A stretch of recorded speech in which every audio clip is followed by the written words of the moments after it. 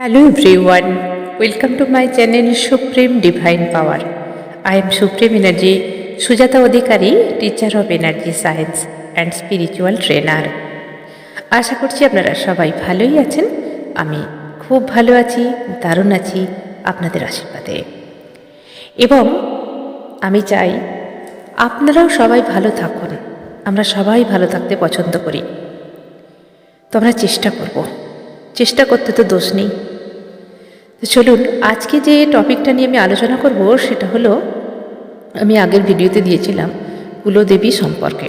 কারণ আমরা জানি আমাদের কুলদেবীকে যদি আমরা সন্তুষ্ট না করতে পারি, যদি কুলদেবী রুষ্ট হন, তাহলে কিন্তু আমাদের যে বংশ পরম্পরায় চলে আসছে, আমাদের পূর্বপুরুষ এবং উত্তরসূরিরা ভীষণভাবে কষ্ট পাবে এবং কোনো ক্লু খুঁজে পাওয়া যাবে না যে কেন এটা হচ্ছে।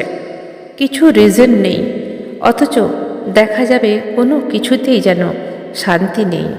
আর্থিক অনটন থেকে শুরু করে বিবাহে বাধা, এমনকি মারণ রোগ, বংশে যে কোনো রোগ আসতে পারে, যে কোনো মানুষের চাকরি বাকরির দিক দিয়ে সব কিছুর দিক থেকে সমস্যা, পারিবারিক সমস্যা, হাজব্যান্ড অ্যান্ড ওয়াইফের মধ্যে সমস্যা, ছেলে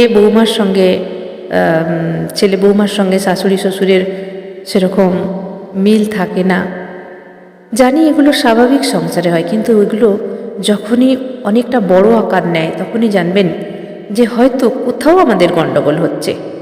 আপনি যে কোনো পুজো করেন না কেন, যে কোনো পুজো করতেই পারেন, শিব পুজো, কালী পুজো, দুর্গা পুজো, মনসা পুজো, যে কোনো ঠাকুরকে আপনার ভালো লাগতেই পারে, গোপাল পুজো, যে কোনো পুজো আপনার মন থেকে করতেই পারেন। সেটা হলো ইষ্ট, আপনার ইষ্ট, আপনি যাকে মানেন মন থেকে। কিন্তু কুলদেব বা কুলদেবী আমাদের বংশকে রক্ষা করেন যিনি, ওনার কাজ হলো আমাদের বংশকে সম্পূর্ণভাবে রক্ষা করা।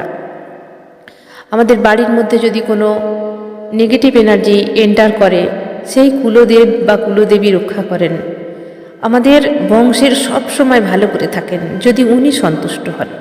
অ্যাকচুয়ালি গার্জেনের মতো দুটো জিনিস আমাদের কিন্তু চাই, যেটা হলো গোত্র আর কুলদেব বা কুলদেবী। এইগুলো থাকলেই আমাদের গোত্র ধরে আমাদের বংশ পরম্পরায় আমরা সুন্দরভাবে এগিয়ে যেতে পারি।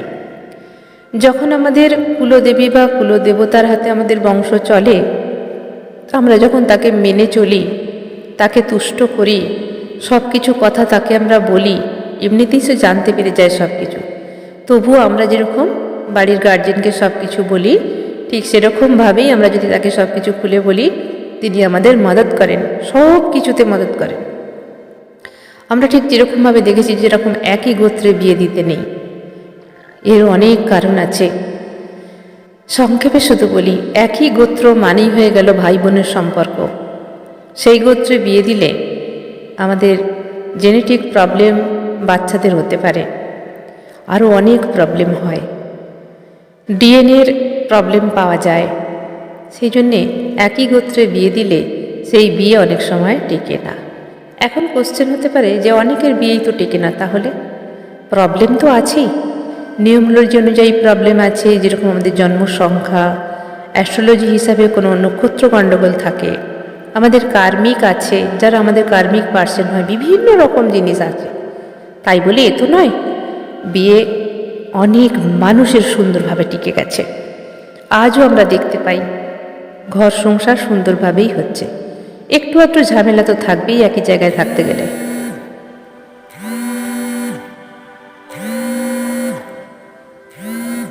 তো আমরা চেষ্টা করব আমাদের যতটা সম্ভব আমাদের ঘর বাড়ি এবং আমাদের বংশকে আমরা প্রোটেক্টে রাখবো আমাদের কুলদেব বা কুলদেবীকে দিয়ে। তো আগের ভিডিওতে বলেছিলাম এই সমস্ত কথা, কিন্তু যারা কুলদেব বা কুলদেবীকে জানতে পারেননি এখনো পর্যন্ত, তাদের জন্য এই ভিডিও। কি করে আপনি শনাক্ত করবেন বা চিহ্নিত করবেন বা জানতে পারবেন আপনার বংশের কুলদেব বা কুলদেবী কে আছেন। আমি দুরকম উপায় বলে দেব আপনাদের, আপনারা চেষ্টা করবেন, নিশ্চয়ই আপনারা জানতে পারবেন। যদি না জানতে পারেন তার উপায়ও আমি বলে দেব। তো কি করবেন, যেটা সবসময় মানুষ করে থাকেন, একটা পেতলের যে পুজোর থালা হয়, ছোট্ট দেখে একটা থালা নেবেন, ছোট্ট, অনেকে রেকাবও বলে থাকে, বা পুজোর যে ছোট্ট পেতলের থালা হয় ওরকম থালা নেবেন। ওর ওপরে আতপ চাল নেবেন কিছু। আতপ চাল নেওয়ার পরে একটা সুপারি নেবেন। সেই সুপারিটাকে আপনি ছাড়িয়েও দিতে পারেন, গোটাও দিতে পারেন। ছাড়িয়ে যদি ছাড়ানো সুপারি দেন তাহলে সুপারিটাকে গোটা হওয়া মানে একদম ভাঙা যেন না হয়, আর যদি গোটা দেন তাহলে গোটাও হবে, কোনো অসুবিধা নেই। ওই সুপারির ওপরে সিঁদুর দিন, ঘি দিয়ে সিঁদুর আগে গুলে নিয়ে তারপরে ওকে সিঁদুর লাগিয়ে দিন। স্বস্তিক চিহ্ন আঁকতে পারেন, টিপও দিতে পারেন। মলি সুতো যে পাওয়া যায়, ওই মলি সুতো সুপারির গায়ে জড়িয়ে দিন। লাল চেলি কাপড়ও দিতে পারেন ওতে। এবারে একটু আপনার কাছে অগরু থাকলে অগরু একটু ছড়িয়ে দিতে পারেন, একটু গোলাপ জল ছড়িয়ে দিতে পারেন। দেয়া হয়ে গেল। এবারে ধূপ দ্বীপ জ্বালিয়ে আপনার মতো করে আপনি পুজো করবেন। ধূপ দ্বীপ জ্বালিয়ে ওটাকে ঠাকুর ঘরের আসনে আপনি বসান, বসিয়ে পুজো করুন। পুজো করার পরে আপনি হাত জোড় করে বলুন যে আমার এই বংশের, আমি যে বংশে বাস করছি বা যেই বংশে আছি, এই বংশের কুলদেবী কে আমি জানি না। তো স্মরণ করবেন যে হে আমার কুলদেবী, আপনি যিনি হন, আমাদের বংশের কোনো ভুলের কারণে আমরা আপনাকে ভুলে গেছি, তার জন্য আমাদের ক্ষমা করুন। আপনি কে, আমাদের কুলদেবী হিসাবে আমরা জানতে চাই। দয়া করে আপনি আমাদের পরিচয় দিন এবং আমরা আপনাকে পূজা করতে চাই। আমার বংশকে আপনি রক্ষা করুন, আমার ভুল ত্রুটি ক্ষমা করে দেবেন। আমি জানতে চাই আমার বংশের কুলদেব বা কুলদেবী যিনি আছেন তিনি আমাকে যে কোনোভাবে জানিয়ে দেবেন। তো প্রত্যেক দিন ধূপ দিন দ্বীপ দেখান আর পুজো করুন। 21 দিনের মধ্যে আপনি জানতে পারবেন যে আপনার কুলদেব বা কুলদেবী কে আছেন। যে কোনো মারফত আপনি জানতে পারবেন, যে কোনো মারফত। কোনো ইউটিউব থেকে জানতে পারবেন, স্বপ্নের মধ্যে জানতে পারবেন, বা এমন কোনো খবর আপনি পাবেন, এমন কোনো ব্রাহ্মণ হয়তো কিছু বলে দিল, যে কোনোভাবে আপনার কাছে খবর আসবে যে আপনার কুলদেব বা কুলদেবী কে আছে। বেশিরভাগ সময় স্বপ্নে আসেন উনি। সেই জন্য প্রত্যেক দিন ধূপ দ্বীপ দেখান, ভোগ লাগান, বাতাসা বা নকুলদানা মিষ্টি যা কিছু আপনার কাছে আছে ভোগ লাগান। 21 দিন ধূপ দিয়ে আরতি করুন, ধূপবাতি দিয়ে আরতি করুন প্রদীপ জ্বালিয়ে, আর পূজা করুন এইভাবে।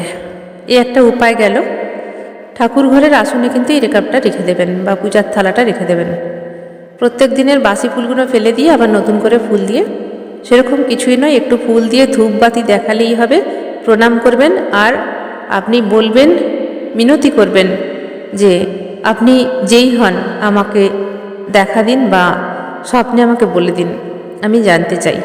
ভুল ত্রুটি মাফ করে দিবেন, কারণ আমাদের ভুলের দোষেই আমরা আপনাকে ভুলতে শুরু করেছি।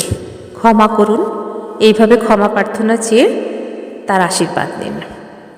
এটা গেল একরকম। দুরকম কি করবেন? দুরকম হচ্ছে, যে কোনো একটি হোয়াইট পেপার হতে পারে বা হলুদ পেপার হতে পারে। হলুদ পেপার যে চ্যাট পেপার হয় ওরকম পেপার হতে পারে, বা আপনার কাছে যদি হোয়াইট পেপার থাকে তাহলে হোয়াইট পেপার হতে পারে। এবারে ওই পেপারের মধ্যে হলুদ লাগিয়ে নিতে হবে। হলুদকে ঘি দিয়ে গুলে ওখানে 3টে টিপ দেবেন, সিঁদুরের 3টে টিপ দেবেন, লাল চন্দনের 3টে টিপ দেবেন। যদি সাদা পেপার হয় সেম টিপ, হলুদ টিপ 3টে, সিঁদুরের টিপ 3টে, আর লাল চন্দনের টিপ 3টে। এই হলুদ ঘি দিয়ে গুলে নেবেন, সিঁদুর ঘি দিয়ে গুলে নেবেন, চন্দন এমনি বেটে নেবেন, আর যদি চন্দন গুঁড়ো হয় তাহলে জল দিয়ে গুলে নেবেন, গোলাপ জল দিয়ে গুলে নিতে পারেন। 3টে টিপ দেবেন। দেওয়ার পরে ওখানে লিখবেন, হে আমার যে বংশের কুলগুরু বা কুলদেবী বা কুলদেবতা, আপনি কে আমি জানতে চাই।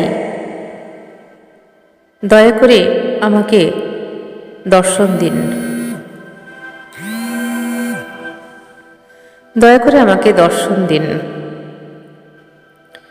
এইভাবে লিখুন এবং ধন্যবাদ বলে লিখে দেবেন। এই কাগজ মুড়ে নিয়ে আপনার বালিশের নিচে প্রত্যেক দিন নিয়ে শোবেন। এই বালিশ যেন কেউ না নিয়ে শোয়। বালিশের পিলো কভারের মধ্যে আপনি ঢুকিয়ে দিন। ওই পিলো কভার মধ্যে রয়ে গেল, এখন আপনি ওই বালিশের মধ্যেই শুতে থাকবেন।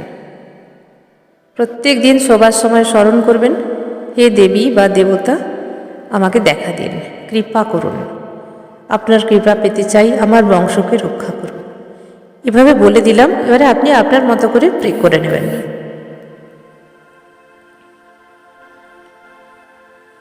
তো এইভাবে আপনারা প্রে করুন, দেখবেন 21 দিনের মধ্যে আপনার কুলদেব বা কুলদেবী আপনার স্বপ্নে আসবেন বা কোনো মারফত কোনো কিছুভাবে আপনি খবর পাবেন। তো এইভাবে আপনারা আপনার কুলদেব বা কুলদেবীকে জানতে পারবেন। যদি না কোনোভাবে জানতে পারছেন, স্বপ্নেও আসছে না, আর আপনি লিখেছেন বালিশের নিচে, সেখান থেকেও আসছে না, বা যে চালের যেটা বলে দিলাম ওটাতেও আপনি কিছু বুঝতে পারছেন না, তো হয়তো উনি কোনোভাবে রুষ্ট হয়েছেন, দেরি হবে আসতে। মন খারাপ করার কিছু নেই। আপনি আপনার কুলদেবীকে ওই রেকাবের মধ্যেই প্রতিষ্ঠা করে রাখুন, প্রত্যেক দিন পুজো করুন, ওতেও হবে। ওতেও আপনার কুলদেব বা কুলদেবী আপনার বংশকে ধীরে ধীরে রক্ষা করবে। যদি জানতে পারেন তাহলে তাকে পুজো করতে সুবিধা হবে, তার মন্ত্র বলতে সুবিধা হবে। যদি না জানতে পারেন, সুপারিকে পুজো করলেও কিন্তু হবে, একই রেজাল্ট মিলবে। শুধু বলবেন আমার কুলদেব বা কুলদেবী আমার প্রণাম গ্রহণ করুন এবং তাকে ধূপ আরতি করবেন প্রত্যেক দিন। যেমনি আপনার ঠাকুর ঘরে সব কিছু ঠাকুরকে সেবা করেন, ইনিকেও সেবা করবেন, ব্যাস এতেই কাজ হবে। এইভাবে করুন এবং আপনার বংশে অনেক সফলতা আসবে। করে দেখুন, তারপর বুঝতে পারবেন। কিছুদিন করার পরেই আপনি পার্থক্য বুঝতে পারবেন যে আমাদের লাইফে আমাদের বংশে কুলদেব বা কুলদেবীর কতখানি প্রয়োজন। তাহলে আজকের ভিডিও এখানেই শেষ করলাম। সবাই ভালো থাকবেন আর আনন্দে থাকবেন। ধন্যবাদ।